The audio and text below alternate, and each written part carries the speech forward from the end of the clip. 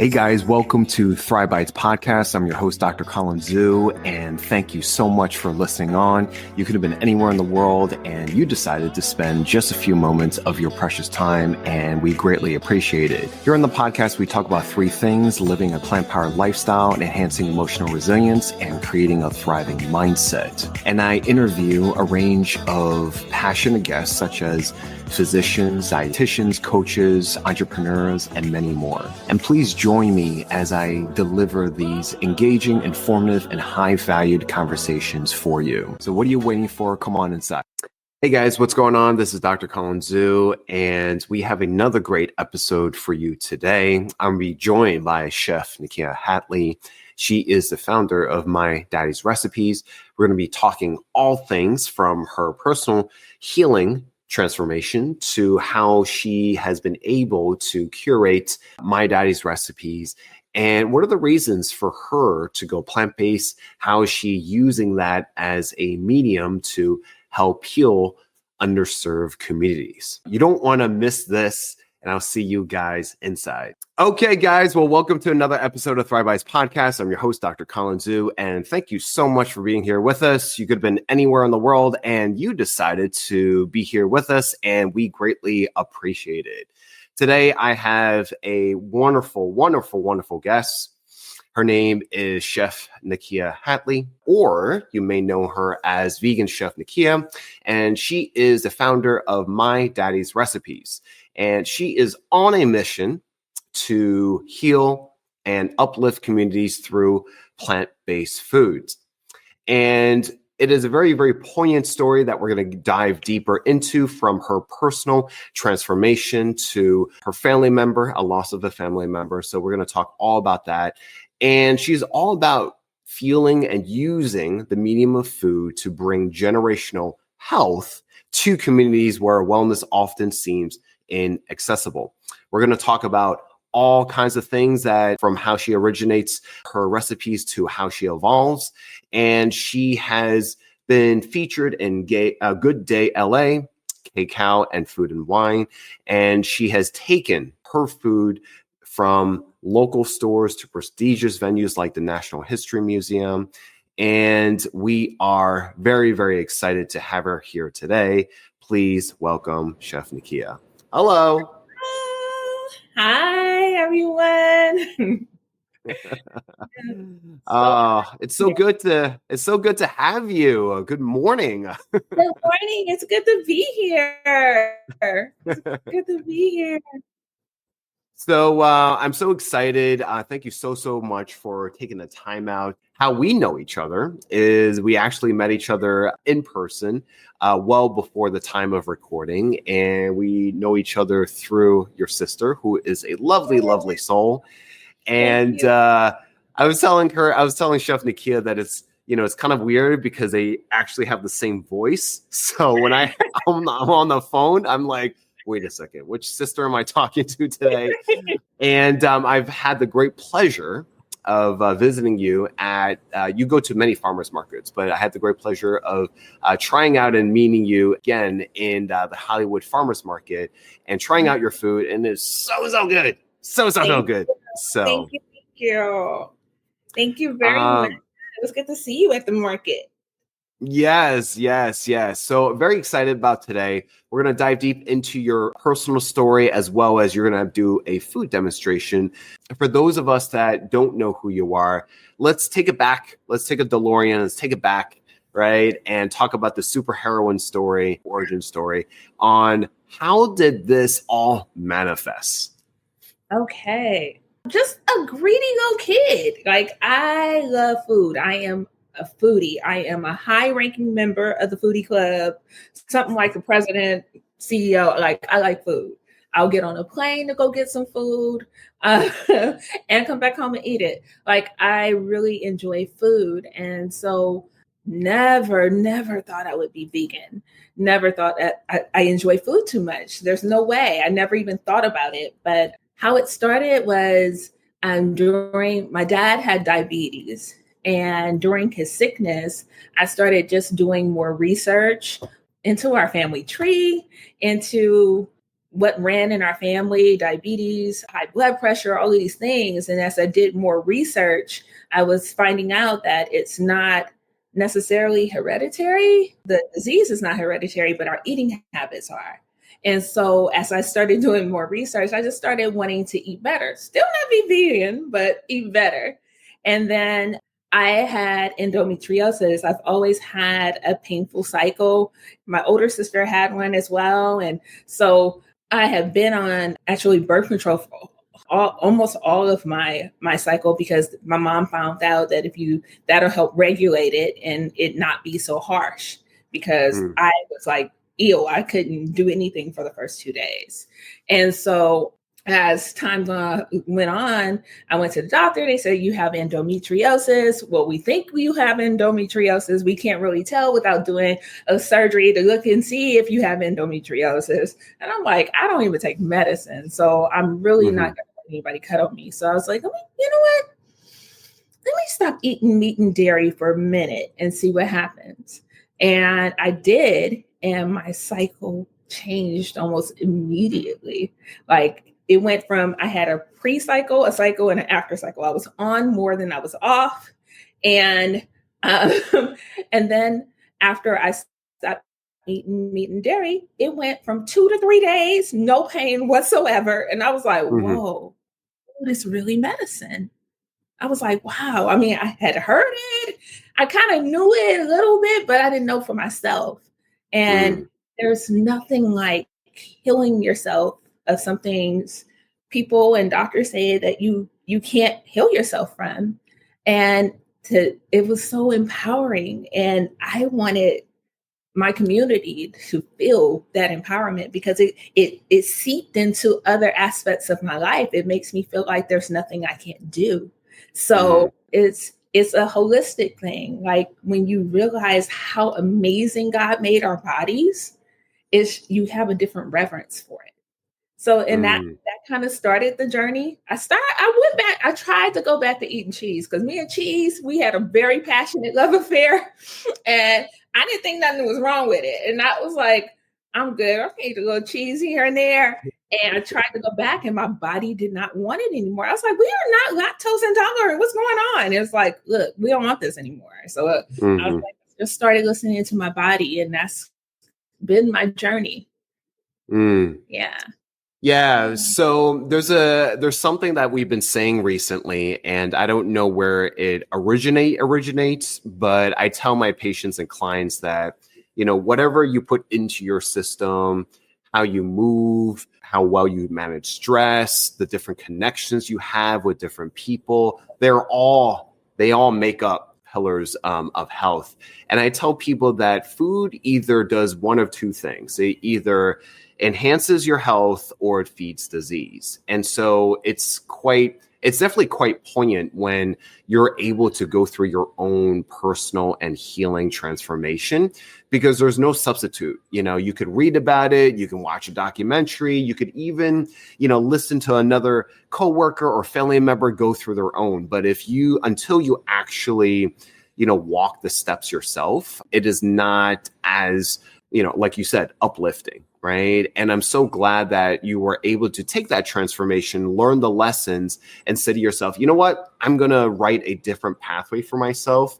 And where I came from in terms of your family history, which we'll go a little bit more into, is not necessarily my destiny.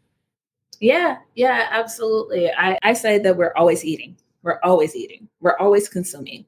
And I want to help people become a more conscious consumer. We're always eating, whether we're feeding our brain, we're feeding our spirit with what we listen to, what we're around, the environment. We're always eating, whether we're actually putting something in our mouth or we're just constantly consuming. And if I can help you be a more conscious consumer of what you put in your temple, so that you can be the healthiest version of you, and I've done my job. So that's the mission I'm on. We love watching you and hearing you doing your job. So let's take it back to when you were like yay high, right? So your early days. Can you paint the picture of how did those first years of your introduction of cooking came about? Because, you know, you are the founder of My Daddy's Recipe. So that might be a hint, right? Yeah. Okay. So my mom did some cooking in the house. She did most of the cooking in the house, but my dad used to have a restaurant before I was born. So the baking he did for the holidays, like the cobblers, that's how I started. Like when I first started selling things, I started selling our cobblers. He used to do a sweet potato cobbler and a peach cobbler. Those two he had to do for every holiday or the family was going to jump in. It was like very serious, very, very serious. And then he would also sell those on his job. You know, he would sell some of the stuff that he used to, make in his restaurant. He used to work at McDonnell Douglas. So they found out that he knew how to cook and he would be, bringing stuff and selling stuff at work. And so I started baking around the holidays. Like he would, you need to get in here and learn how to make this. And so we would go in the kitchen as kids would be in there. We'd be trying to learn how to make it. And, in the beginning, we would just start off and then we found out that if we did something wrong, he'd be like, no, that's not how you do it. I'll do it, and we could kind of back out the kitchen and have him doing it. And so we would do that so we wouldn't have to do it. But once I got up in age, I wanted to actually learn those recipes. And so, especially after he got sick, I was like, okay, we need to be able to keep these in the family. But I was doing easy bake oven. I had easy bake oven. I had a little kitchen and I was making stuff in the easy bake oven food because I'm greedy. I'm greedy. Uh-huh. And so those little cakes and stuff, I was like, I want to know how to make a big one. I need to know how to make a big one. This is not working. And so then they started teaching me how to cook. And also my parents both worked, and so on the weekends they used to want to sleep in like any good parent. They want to get a little rest. But my stomach, I'd be like, my stomach is talking to me. And I would wake up early. Mommy, please, can we get something? Can we make breakfast? Because my stomach is talking to me. She's like, okay, one more hour. And 1 more hour seemed like forever. So I would go in there and start trying to do stuff. And it was like, okay, we're going to teach this kid how to cook before she actually burned down the house. So, so that's kind of how it started. Yeah. And then even when I went to summer parties or anything like that, where we are in there playing with the kids, and if somebody's mom or grandmother was in there cooking something, you'll find me in the kitchen. I'm like, but why did cake taste so moist? So I was very fascinated with food. Yeah. What was the food like growing up in the household? So you said that both of your parents cooked, but your dad it sounded like he baked more. So what was give us an idea of what the family dinner was like? Oh, okay. So people always ask me when they hear My Daddy's Recipes, they're like, oh, so your dad was a vegan? And I was like, no, my dad was from Texas. We had 3-4 meats at breakfast, I swear. I remember going to spend a night at a friend's house and they only had 1 meat at breakfast. And I was like, I came back home and I was like, they only had 1 meat. Like, do they not have enough money? I was concerned. I was concerned because my dad, we would have sausage, we would have bacon, we have pork chop. Like, it's like, I didn't know that wasn't cool. That's a lot. And then we have maybe salmon croquettes.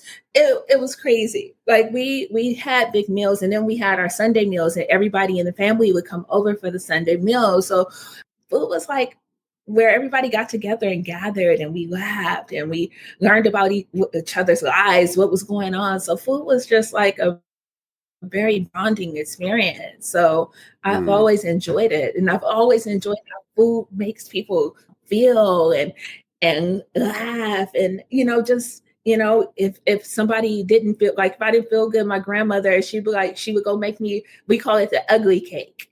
It was a pound cake, but my grandmother's pound cake would never quite look beautiful. It would always look a little funny. So we call it the ugly cake, but it was so delicious. It was so good. It had so much love in it. Had so much love in it. And one time it did come out beautiful and it didn't taste as good. So we love the ugly cake. Yeah. I can just picture it, even though I wasn't like physically there, the way you describe it just makes me feel like, ooh, everyone wants to come over, like everyone wants to, attend your holidays and your events, because it just sounds like there's just so much love at, using your words. And that's really the, I don't know if you want to say missing or secret ingredient. I would probably say nowadays, because we live in a world of convenience, that's what's missing. What's missing is the patience. What's missing is the connection and the bonding and, the love that we have, for each other, but we just don't really intentionally make the time for. So I think that's just beautiful, the way that you traversed, your childhood with your family members to really, mold, the person and the professional that you are today. And we're all blessed and humbled by that. Thank you so much.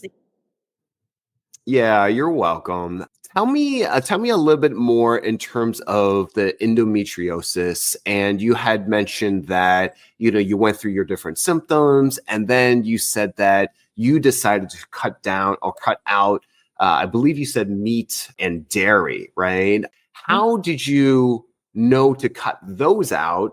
Just to kind of try to experiment as opposed to something else? Like, was it like a gut intuition, or like, how did you decide what to cut out?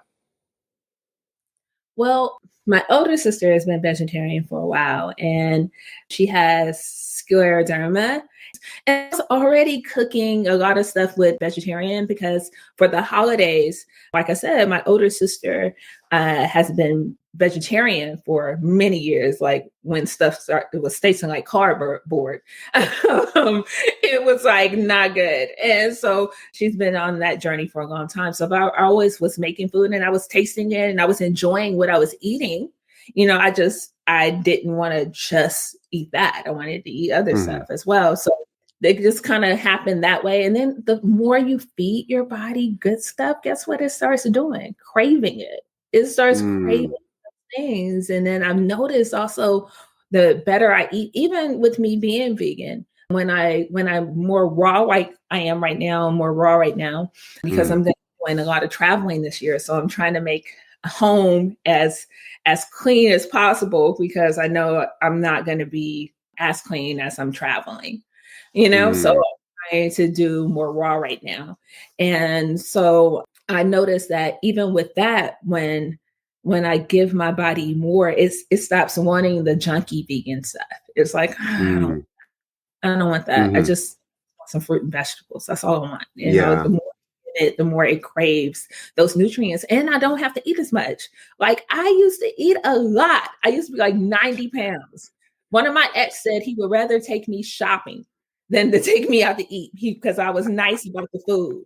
Like, I mean, I was about clothing. I'm like, no, babe, that costs too much. No. He said, but food, you be like, I want that. Are you going to eat that? Yeah. So, would rather take me shopping. It's such a conversational piece. Food is what we say a lot on the podcast is such a universal language. And it's also a very personal and emotional journey with it, right? Everyone, one of the questions that I ask my patients and clients is, what is your relationship with food? And, the way you describe it, really, really just paints like such a great, tapestry.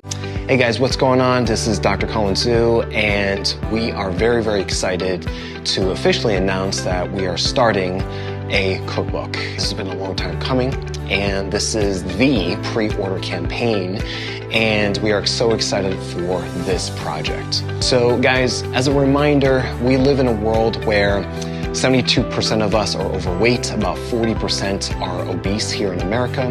More than half of the top 10 causes of death are attributable to dietary and lifestyle changes. The top 2 being heart disease and cancer year after year after year. 1 out of 3 of us are pre-diabetic. We live in a world where we are immersed in ultra-processed, calorically rich, and nutrient-poor foods, as well as animal-based foods. And this leads to a whole host of problems. And yet 88% of countries outside of America face 2 or 3 forms of malnutrition. And not only that, our soil health is very poor due to modern agriculture, which is 99% of what we practice here in America.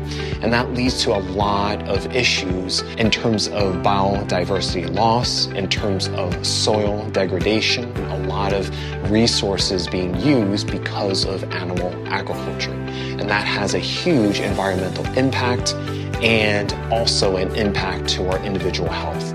So the aim of this book is to connect all of these dots, how our food choices affect our individual ecosystems and how that creates a ripple effect to our community and towards planetary health. And so I am enlisting a lot of my friends and colleagues. We're going to have over 25 experts ranging from physicians, chefs, dietitians, environmental experts, and farmers to collaborate to write this book. The book is a cookbook which is filled with plant-forward recipes that are both seasonal, balanced, traditional, multicultural, and nutritious and delicious at the same time. It's not just going to be a cookbook, it's also going to be a strategy book as well. So this pre-order campaign is to not only get your copy of the physical book, but also a digital copy. And if you order for this pre-order campaign, you'll also get free access to the Chef Doc Academy, which has been 8 years of work and valued over thousands of dollars. The aim of this book is to get over 1,000 pre-orders in order to get the best traditional publisher to make a massive impact. And so, guys, be part of a movement, not only be able to find all the things that you want to do for your individual health, but also for your family and community, and play an actionable role to be able to save the planet that we're on now. So, click on the link to find out for more information, and we can't wait for you to join this movement, and I'll see you guys on the next one. You know, at this point in your time, when you're moving into creating the brand and the company, was it all vegan from the beginning, or was it something that you kind of like transitioned to in terms of the food service? It was vegan before I was fully vegan. I was still eating egg whites. I think that was pretty much it. I was still eating egg whites at the time, and I didn't think I would ever stop eating egg whites. I liked eggs. Like in my family, me and my sister used to live together, my younger sister, and JR. We used to eat eggs. We can eat them all day long. So I didn't think I would ever not eat eggs. And I think JR even didn't go on a second date with somebody because they said they didn't eat eggs. And she was like, I don't know how this is going to work. I don't know how this is going to work. So that's how much we eat eggs. But at some point in my journey, my body was like, oh, we don't want them anymore. And I was like, okay. All right, cool. What was the question? The question was, you know, has My Daddy's Recipes always been vegan? And your audience, they're not all vegan, right? No, about 35 to 40% of the people who eat my food on a regular basis are not vegan. They're not vegan, they just love the food. Like firmly believe that you can go to hell for a lack of seasoning. Like I think I don't like it. I think it's like the 15th commandment. Like thou shalt not have bland food, you know? And so I really believe in seasoning and using herbs and spices. And I love like going different places. That's what I'm looking forward most to traveling this year is I was somebody, I was like, I will take every bit of clothes out of my luggage and fill it with seasonings from other places. So when everyone like, pulls out their like tapatio or sriracha, you'll pull out like your seasoning blends, right? It's a testimony. There you go. Yeah, so I have this in my purse. It's because, some people try and it don't quite work out, and I might have to save my plate at the dinner table. So I have a couple things in my storage, in my purse. And what are some of the feedback that you get from your audience or your customers, the 35 to 40% that are not vegan? And do they know ahead of time that it's vegan? And how do they respond to your food? Okay, sometimes they don't know Sometimes they don't know. They just try it. There's samples going around. They're like, and they'll try to sample it. And they're like, and then they end up backing up as they're beginning to pay. And they're like, oh, this vegan? And I'm like, yeah. And so they're a little surprised. It's like, wow. Or they'll tell me I'm lying. And then some, like, they're very hesitant. And it's because of the relationship with food, because it means family. Like, a lot of times, especially culturally, we think that we're turning our backs on our traditions and on our mamus and our papas and all of the things that, that our food means, is memories and all of this stuff, And so they feel like if they eat differently, they're turning their backs on that. But then they tell me stuff like this. This is like the most amazing. It was like, this tastes like what my grandmother used to make. I'm like, oh, that makes me feel so good. Or they'll tell me, I can taste the love in the. I was like, yeah, I put a lot of love in there. That's my special ingredient, So those things mean a lot, mean a lot, So they're very shocked that they can have vegan food that tastes as good. And then like, they're like, and it's healthy. And I'm like, that mac and cheese may not be quite healthy. It's healthier than the one you eaten, but it's still mac and cheese. So I was like, but it's a gateway. If I can start getting you with things that's familiar, then I can get you to try something a little bit more healthier.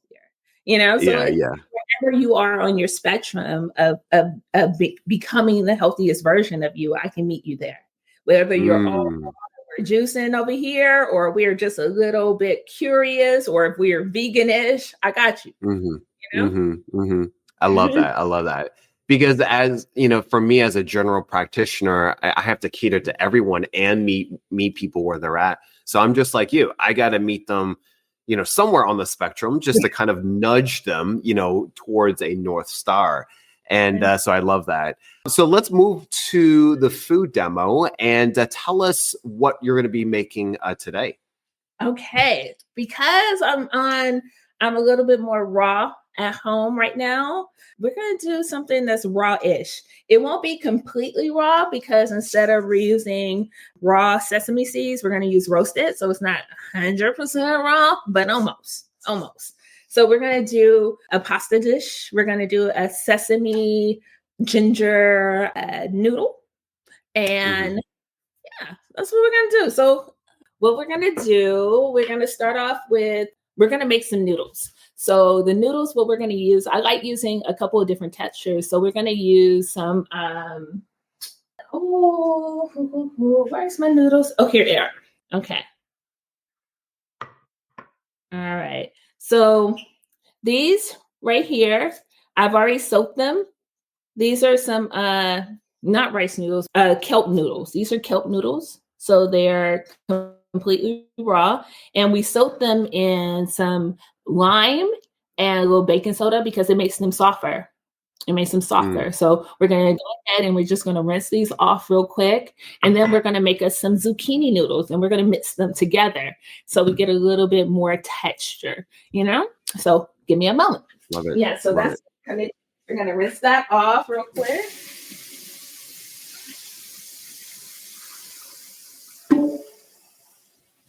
And you're going to rinse this with cold water. How long did you soak them for? You don't have to soak them that long at all. You can soak them like 5-10 minutes. They don't even need to be. They've been soaking for a while, but that's just because I was doing other things. Yeah, so you don't have to soak them that long at all. You can soak them right before your meal, so it won't take that long. So this is what they look like. Look like real noodles, huh? The noodles you're used to. Looks really good, right? So my question is, why do you use that versus like a vermicelli or like, some other white kelp noodles? Kelp noodles are really good for you. And then also, you want the process of your food going in and going out to be as fast as possible. and so they're good. They're good with elimination. So you can have a smooth good with moving stuff. the moving stuff. So we're going to use these, and then we're going to make some zucchini noodles.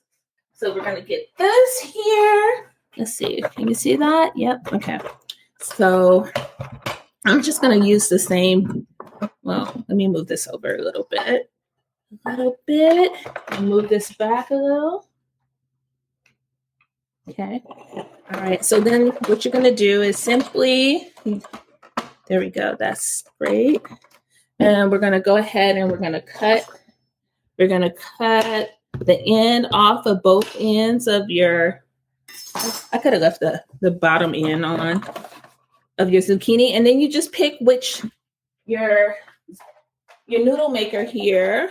You can have whichever you like. Right now I have on a fettuccine blade. You know, I want to do the fettuccine or do I want to do the angel hair? Let's do an angel hair.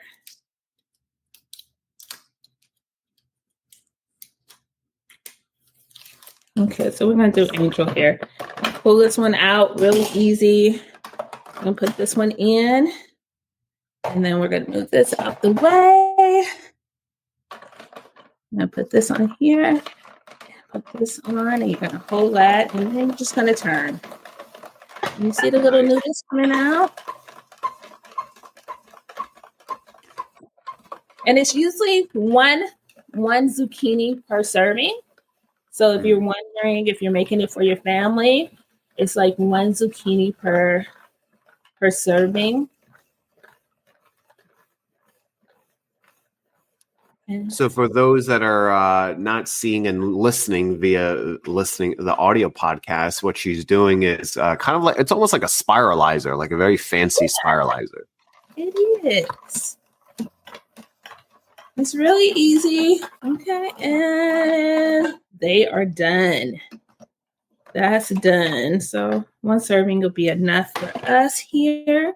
So this is what it looks like. Very pretty, right? Mm-hmm. Okay. All right, so we're going to put it in our bowl. I'm going to put all of our noodles in our bowl. No noodle left behind.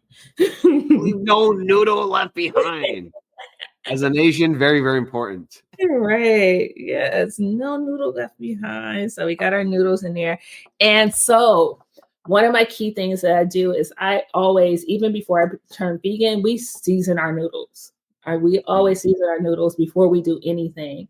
So that takes your dish from good to dang, so that's what we're going for, So we're going to put a little olive oil, just a little bit, olive oil, and then we're going to season our noodles.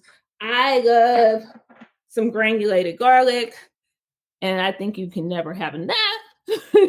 So we're going to For those that are listening, I think she just poured like half of this. I love granulated. If you want less, you'll put less. But I like granulated garlic. Well, I like garlic, period. So even fresh garlic, I'll have you think I'll be trying to ward off vampires as much garlic as I use. Definitely. A little Vampire onion. armies. Right? A little onion powder. What was the one before that one? That was just some black pepper. Oh, black pepper. Okay. Yeah, I'm sorry. That was some black pepper. And that's pretty much what I'll season the noodles with. Sometimes I'll put a little herb of Provence in there. And it's just going to mix it up. Nice little mixture here. Mix it up really good. Now, for the definition of raw, for those that are, there are raw vegans and things like that. Can you define to us what does raw mean? Yes, you're not heating up your food more than 118 degrees. So all of your nutrients stay in your food. More of your nutrients stay in your food when it is in its raw form. And you get more nutrient dense food when you eat raw. So raw vegan, like it's mostly fruit, vegetables, seeds. Like you can do some grains, like is it couscous? Couscous can be soaked.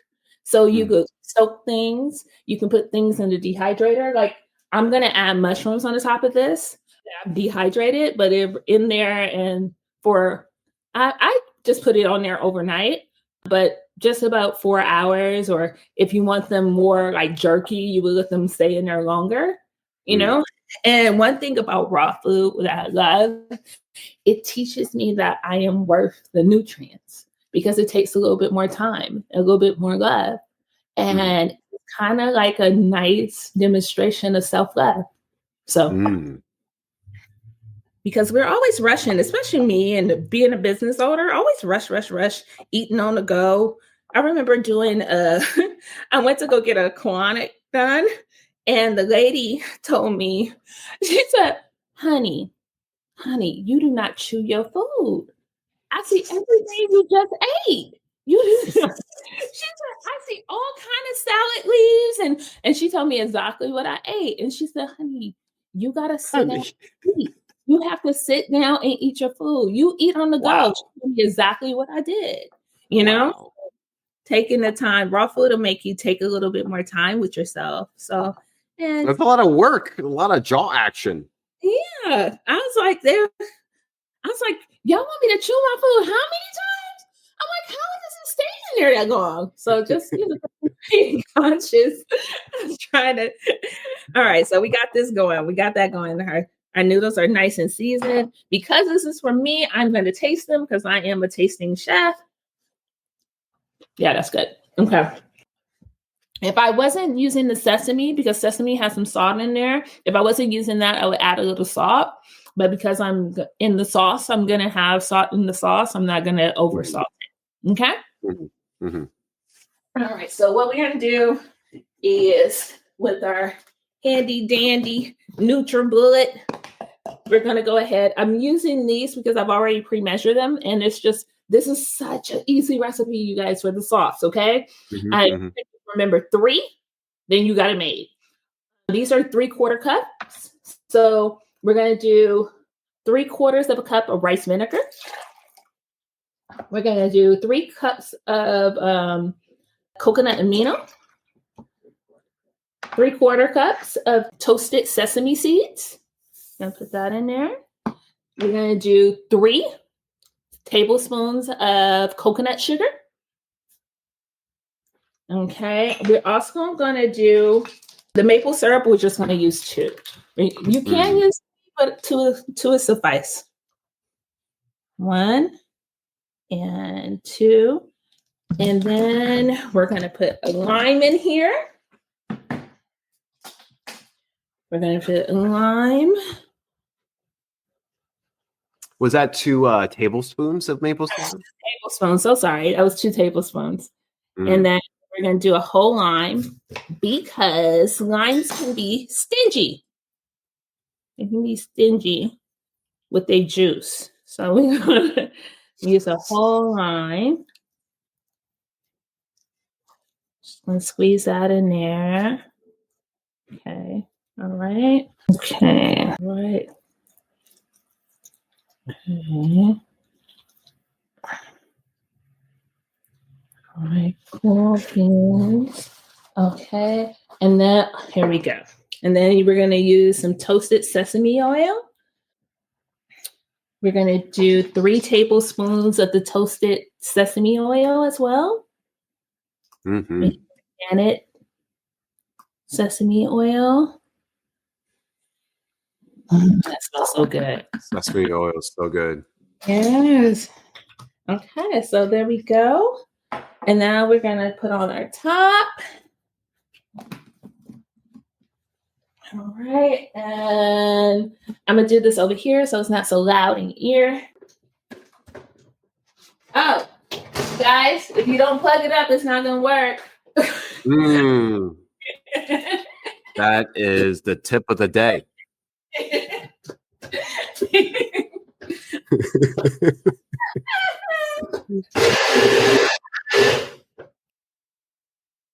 Let's open this up. Hold on, let me get a napkin. My hands are a little slippery. What kind of consistency are we going for? That's just a nice little creamy consistency. This one still has a little bit of sesame, still some hole in there. And because I'm going to top it with a little bit of sesame, I don't care about that. But if you do, just blend it a little bit more. Okay? So we're just going to go ahead and go ahead and pour that into our bowl. And we're going to just mix it up. And that's a little warm, even though it's raw, so it's not cold, because you just blended it and that added a little heat. Oh my God, it smells so good. I'm about to make that this weekend. Really easy, really simple. And then what I would do is, if you want to add some mushrooms, you can just add that into your dehydrator. What you would do is just take another bowl, put some mushrooms in there, and a little olive oil, and whatever seasonings you love. If you want to put a little rosemary in there, whatever you do, it's going to be so good, because when you put things in the dehydrator, it brings out the flavor like 3 times as much. It's so, so we're going to go ahead and plate our food. So you're just going to go ahead and take some of the noodles, because it's nice and soaked really well. We're going to put it on our nice little green plate. Let's see. Ooh, look how that pulls together. I'm sorry. I love just all of the aspects. So we're going to just twist that up a little bit, make that look nice, clean our plate a little bit so that we can have a nice presentation.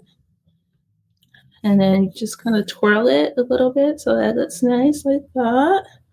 We like some twirling. Yeah, if you want a little extra sauce, you can pour that on there like that.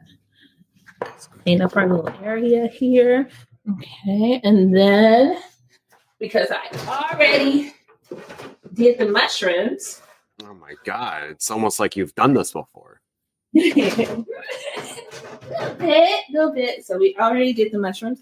And mushrooms are like when you put them in a dehydrator, because these are just sliced. These are just sliced. See how small they come out, right? So they're kind of like, mushrooms are they? These are just plain white mushrooms, but you can do this with any. I only did the white because that's what I had in the house, And so I put onion on here too. I just cut up some onions, sliced it, and put it on here. And when it's in the dehydrator, it becomes really small, just kind of like spinach does. It just shrinks up. It kind of does that. What I'm going to do is just take a handful and add it to our plate. Ooh. So for those that haven't used a dehydrator before, is it supposed to feel like semi-dry? Or like when it comes out, like what are they supposed to look for? Okay, so you can, if you leave it in there longer, like the longer you leave it in there, the more dry it's going to become. So this one's kind of is a little bit dry, but not totally. Not like jerky, not quite like jerky, but almost. And if I wanted to, I could have took it out a little bit before and it would have been more meaty. More meaty. But it all depends on what your preference is for whatever you're making. So you can make it more like a saute and take it out a little long, take it out. And then this one, it gives me a little bit of chewiness. So I like that. So so it's a little texture. So we're going to do that. And then, oh my goodness, I forgot to put our ginger in our sauce. So we're going to put it on. We're going to put it on top. I knew I was leaving something out. I knew it. I was like, I feel like I'm leaving something out. The main thing. So would this be like 3/4 inch going with the theme? So usually you would do like a thumb. I like ginger. So, mine's is a little bit bigger than it. So mine's like. I like ginger. It's like ginger too. Yeah. So depending on how your tolerance or your love for ginger is, you could, you know what? I'm going to take this. I'm going to add this in here. That's what I'm going to do real quick. There we go. Because I still got sauce in here. And then I'm going to add it on top. And you know what? I love that. I forgot the ginger. I love that happened because I want to teach people to be the chef of their own kitchen. And sometimes things don't go all the way perfectly. Sometimes you don't have all the ingredients to the things that you want to make. And sometimes that is when I came up with the most amazing recipes from improvising. And just give yourself permission to play a little bit. And so it don't have to be always perfect. It don't have to be always perfect. And that makes it more fun in the kitchen because it feels like play, you know? And when you give yourself permission to see what happens. Oh, ginger. Oh my God. Okay. All right, there we go. And then we're just going to top that. You could top this with some, if you want to add more nutrients in here, I probably would. I didn't bring it down here to this kitchen. It's still upstairs, but I have some microgreens. So I'll probably would add microgreens. Fancy. Yeah. And then put a little bit more of the toasted sesame seed. And there we go. I love it. Yes. Ooh. Oh. It's sliding all over. Yeah, it's moving. It's twirling in the plate. Yes. Okay, let me see. Do we have some utensils so I can try this? Try and elaborate in exquisite detail. I will. Okay, so I love that zucchini does this. Like when you have pasta, you want the twirl. And I love that vegetables you can get that from this, so you can get what you're used to. Yeah. I want to meet the individual who thought of making noodles out of zucchini. I do.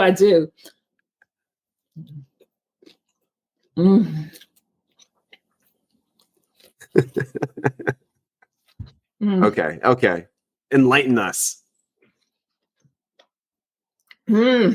Okay. She's slapping her knee. Yes. Okay, so you get the freshness of the ginger, and you have a little saltiness with the sweet. Like, I think that good food should be like a good perfume. You should have something on the first note, in the middle, and in the end. Like, my taste buds have gone through a whole journey with this, and it's and it did not take that long, And it wasn't that expensive. My noodles kelp noodles cost $4.99, I think, and you can order them on Amazon for the convenience if you choose to. $4.99. Zucchini was, I think, was it $1.99 a pound? Because I got the organic ones, so you want to do that. And then a piece of ginger, less than $1. And then these are, if you don't already have these in your household, most of these seasonings you'll have already, but the rice vinegar and the coconut amino and the sesame oil, not that much. You're only using a little bit. So like, this is honestly less than $10. You have a nutritionally sound meal that is making your taste buds like, I can't wait to dive into this thing. It's so good. And the mushrooms didn't cost that much. And you got different textures. Like, I'm gonna be totally satisfied. My taste buds are gonna be satisfied. My body is gonna thank me. What more can you ask for? Yeah. No, that's awesome. How much does the average dehydrator cost? You know what? I have the Excalibur, so that's like the I don't know, Mercedes. The Mercedes. But I saw some that they're really inexpensive, like less than $100. I saw them on Amazon. Okay. But we don't necessarily need to dehydrate, right? No, you don't have to, unless you're trying to do raw. If you're doing more raw, then you're going to do that. And if you have an air fryer, it has a dehydrating cycle, on there. So you can do it on there. So if you already have your air fryer, you're good to go. Yeah. You don't have one, turn your oven on really, really, really low, so that go. Cooking slow and steady, and you get more nutrients that way. So there's many different ways to do it. It's all about improvising, being creative, and experimenting and playing. I love it. Before we wrap up, and thank you so much, it looks beautiful, I do want to have you talk about a little bit about, what does it mean about being vegan or going plant-based and cooking within the community? You're based in Los Angeles. right? What does that mean? You know, there's a lot of issues. We can take a whole podcast just to talk about food access and inequities and food deserts and things like that. What does that mean in the context in underserved communities? Because what I hear, and you probably hear it yourself, that going vegan or eating plants is very expensive, right? So can you share some insights on how you had to navigate these conversations with others? Plant-based is really not that expensive when you're not trying to do the overly processed foods. When you're doing the overly processed foods, which I don't want you to do in the first place, it can be a little bit pricey. But you know what? You know what's more pricey? Surgery, losing years with your loved ones. That costs you more. That costs you more, being sick and not having enough energy to go on the vacations or the staycations with the people you love. That costs you more. It's really not that expensive at all. Being plant-based, it's a journey. It's a journey. Like, it didn't happen overnight. So give yourself grace.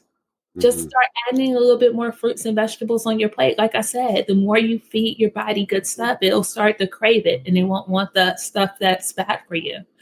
And then also, the best thing about it is, which is kind of cool, once you start reading a little bit more about how your body works and about adding the right fuel, because just like for your car, you wouldn't go put diesel in your gas tank because it's not going to make your car run well.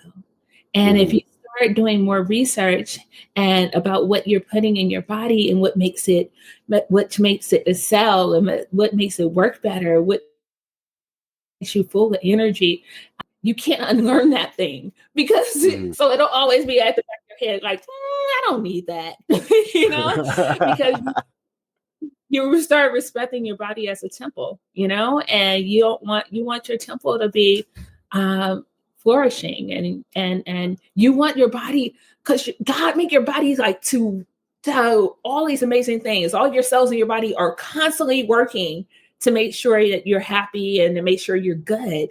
And so you don't want to be like a slave driver and giving it more work than it has to do. It's like, you're like, let me give you a little help since you already working around the clock for me in there. It's true. Your heart never stops until it does. Right, exactly. Like it does. Like, your body loves you, so you want to feed it like you love it. Yeah. I love that. Chef Nekia, thank you so much for taking out the time. I know you're a busy woman.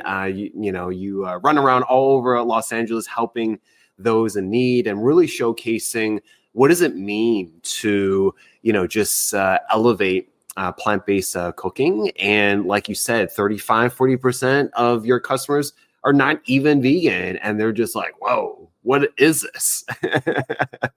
So thank you so much. Where can people find you? Ooh, yes. So you can find me on my website, which is www.mydaddysrecipes.com, or you can get me at www.veganchefnekia.com. And then also you can find me at the Hollywood Farmers Market on Sundays.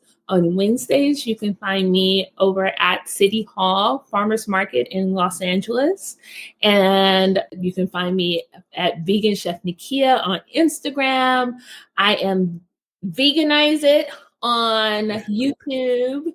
And My Daddy's Recipes on all other social media channels. So that's where you can find me. And in Culver City, 9626 Venice Boulevard. I open to the public on Tuesday and Wednesdays from about 4:00 until 8 when we're there. So please call before you come. The number is 323-493-3700. And I would love to feed you. Aww. And please go out and try her food. At the very least, meet her. She gives amazing hugs. So I do. I love a hug. Chef Nekia, thank you so much for welcoming us in your kitchen and sharing your story. And I wish you nothing but success. So thank you so much for coming out today. Thank you so much. And remember, today and always, you guys, season everything you do with love. Thank you so much. Guys, this has been another episode of Thrive Bites Podcast. If you like this, please like, subscribe, and comment. And if you felt like this was a benefit for someone else, please let them know. And until then, please say goodbye to Chef Nekia. Bye. Hey guys, we hope you enjoy that episode. If you like that, please like, comment, and subscribe. And please follow us on Apple Podcasts, Spotify Podcasts, and anywhere that you listen to your podcasts. And if you felt that this was a benefit for someone else, please let them know. And don't forget to give us a 5-star rating, and we greatly appreciate it. And we'll see you on the next one.